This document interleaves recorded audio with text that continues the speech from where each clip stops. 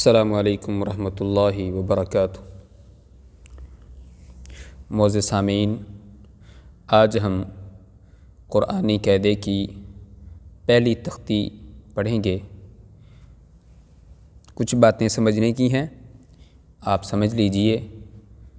بچوں کو دھیان سے پڑھائیے، بار بار سنیے، ایک بار سمجھ نہیں آتا پھر سنیے پھر سنیے، لیکن قرآن کو اچھے طریقے سے پڑھیے۔ یہ سب سے پہلے آپ سمجھ لیں۔ اعوذ باللہ من الشیطان الرجیم، بسم اللہ الرحمن الرحیم۔ مفردات بالترتیب۔ مفرد حروف کہتے ہیں ایک حرف کو، جیسے ایک الف ہے، اس کو ہم مفرد کہیں گے، ایک با ہے، اس کو ہم مفرد کہیں گے، اور مفرد کی جمع ہے مفردات۔ یہ سارے حروف، اس کو ہم مفردات کہیں گے۔ تو سب سے پہلے سمجھنے کی دو چار باتیں ہیں، وہ سمجھ لیجئے، اس کے بعد میں سبق پڑھاتا ہوں انشاءاللہ۔ سمجھنے کی جو بات وہ یہ ہے، سب سے پہلے بچوں کو آپ یہ بتائیں کہ ان کو کیا کہتے ہیں۔ حروف مفردات کہتے ہیں۔ مفردات بالترتیب یعنی مفرد حروف ایک ایک حرف ترتیب کے ساتھ لکھا ہوا ہے۔ تو مفرد حروف اکیلے حرف کو کہتے ہیں، اور مفردات جمع ہے مفرد کی، بہت سارے الفاظ۔ اس کے ساتھ ہی آگے بچے کو بتائیں شروع میں ہی کہ حروف تہجی الف سے لے کر یا تک حروف کو حروف تہجی کہتے ہیں۔ حروف تہجی کتنے ہیں؟ حروف تہجی کی تعداد کتنی ہے؟ حروف تہجی کس کو کہتے ہیں؟ یہ بچے کو سوال اور جواب آنے چاہیے۔ حروف تہجی کسے کہتے ہیں؟ الف سے لے کر یا تک حروف کو حروف تہجی کہتے ہیں۔ اور حروف تہجی کتنے ہیں؟ یہ ٹوٹل 29 حروف ہیں۔ 29 حروف، 29 حروف ہیں الف سے لے کر یا تک۔ اور یہ بات سمجھ لیں، یہ 2 یا نہیں پڑھنے، یہ 1 یا پڑھنا ہے، نہ کہ 2 پڑھنا ہے۔ یہاں تک 29 حروف بنتے ہیں۔ بچوں کو ساتھ ساتھ گنتی کروائیں، پھر یہ بھی بتائیں کہ جیسے 1 ہے، 1 پہ کیا آتا ہے، پھر 5 پہ کیا آتا ہے، پھر 7 پہ کیا آتا ہے۔ اس تختی پر بچے کے اوپر جتنی محنت کریں گے، جتنی اچھی طرح سے یہ بچہ تختی پڑھ لے گا، انشاءاللہ قرآن پڑھنے کے لیے اس کے لیے بہت آسانی ہوگی۔ آئیے بسم اللہ کر کے ہم تختی کو شروع کرتے ہیں۔ بچوں کو پڑھانا کس طرح ہے؟ الف، سب سے پہلے اس بات کو سمجھ لیجئے، کچھ بچے الف پڑھتے ہیں، کچھ ہمارے قاری حضرات بھی وہ بھی الف جیسے بچے پڑھتے ہیں ویسے ان کو پڑھائی جا رہے ہیں۔ قراء حضرات بھی سنیں کہ کل قیامت والے دن آپ نے اللہ پاک کو جواب دینا ہے، کیونکہ آپ داعی ہیں، قرآن پڑھانے والے ہیں، تو لہٰذا قرآن غلط سن کے آپ کا اس کا صحیح کرنا فرض بنتا ہے۔ آپ نے اس آدمی کو قرآن پاک صحیح کروانا ہے۔ الف لفظ نہیں ہوتا، الف ہے۔ الف حمزہ زبر آ، لام زیر فا، لف، الف الف با۔ اور جیسے نیچے لکھا ہوا ہے با، ساتھ الف ہے، اس کو ایک الف کے برابر کھینچنا ہے، لمبا کرنا ہے، جیسے با تا، یوں نہیں پڑھنا۔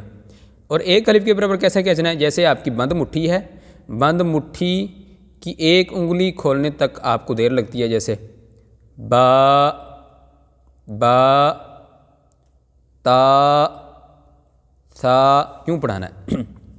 با تا ثا جیم حا خا دال ذال را زا سین شین صاد ضاد طا ظا عین غین فا قاف کاف لام میم نون، واو، ہا، حمزہ، یا۔ اب ان میں جو سمجھنے والی باتیں ہیں وہ سمجھ لیں اور بچے کو اچھی طرح سے سمجھائیں۔ جیسے یہ لفظ ہے زا، ذال، ضاد، ظا، 1 2 3 4 4 لفظ ہیں، حرف ہیں، 4 حرف یعنی 4 حرف ہیں جو ایک طرح سے ہیں۔ اس کو نرمی کے ساتھ پڑھنا ہے، ذال، ٹھیک ہے۔ اس کو سختی کے ساتھ پڑھنا ہے، جتنا آپ سختی کر سکتے ہیں۔ زا، سیدھی کی آواز آئے، اچھے طریقے سے پڑھا جائے، زا۔ آگے ہے ضاد، اس کو نرمی کے ساتھ پڑھنا ہے، لیکن اس سے نرمی کم ہو، اس ذال سے نرمی کم ہو اور اس زا سے سختی کم ہو۔ اس طرح سخت کر کے نہیں پڑھنا جیسے ہم نے اس کو پڑھا تھا زا، ویسے نہیں پڑھنا، اور ویسے بھی نہیں پڑھنا جیسے ہم نے اس کو پڑھا تھا ذال، بالکل نرم لہجے میں صحیح سے پڑھنا ہے۔ ضاد، درمیانی آواز سے، ضاد، ان کو کہتے ہیں ملتی جلتی آوازوں والے حروف، ان کی آوازیں ملتی جلتی ہیں، ذال، ضاد، زا، ظا، ضاد۔ آگے ہے ظا، اس کو بھی دھیان سے پڑھانا ہے۔ ان 4 حروف کو، ان کی آوازیں اور لہجہ ان کا ایک جیسا نہیں رکھنا، مختلف لہجے ہیں۔ اس کو سختی سے پڑھنا ہے، اس کو بالکل نرمی سے پڑھنا ہے، اس کو کم نرمی سے پڑھنا ہے، اور اس ظا کو بھی کم نرمی سے پڑھنا ہے اور موٹا کر کے پڑھنا ہے۔ ذال موٹا نہیں ہوگا، زا موٹا نہیں ہوگا، ضاد موٹا ہوگا، ظا بھی موٹا ہوگا، جسے ہم کہتے ہیں پر کر کے پڑھنا۔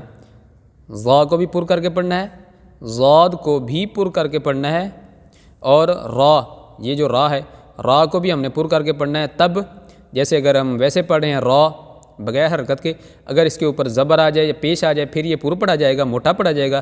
اگر اس کے نیچے زیر آ جائے پھر یہ پر نہیں پڑھا جائے گا، پھر یہ باریک پڑھا جائے گا۔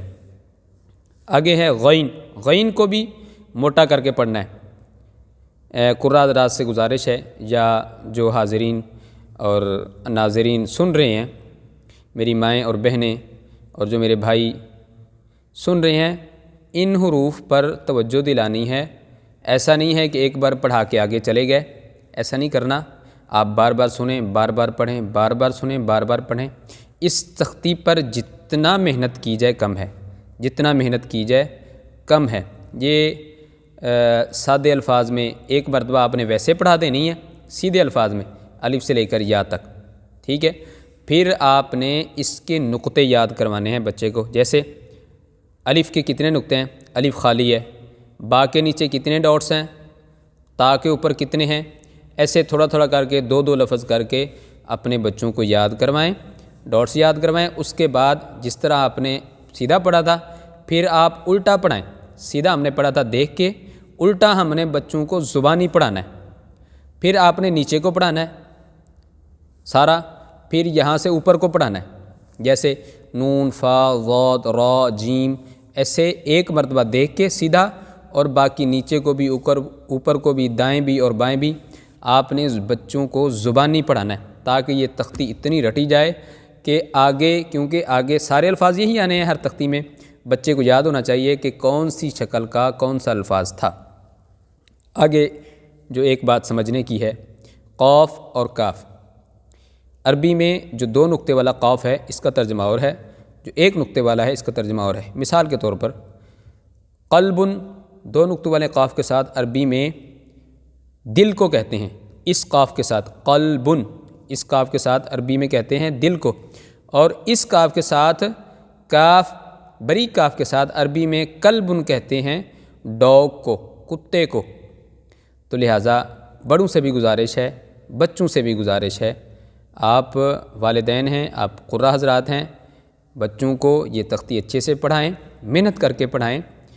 اللہ تعالیٰ سے دعا ہے کہ اللہ تعالیٰ ہمیں قرآن کو سمجھ کر صحیح صحیح الفاظ میں پڑھنے کی توفیق عطا فرمائے۔ آمین ثم آمین۔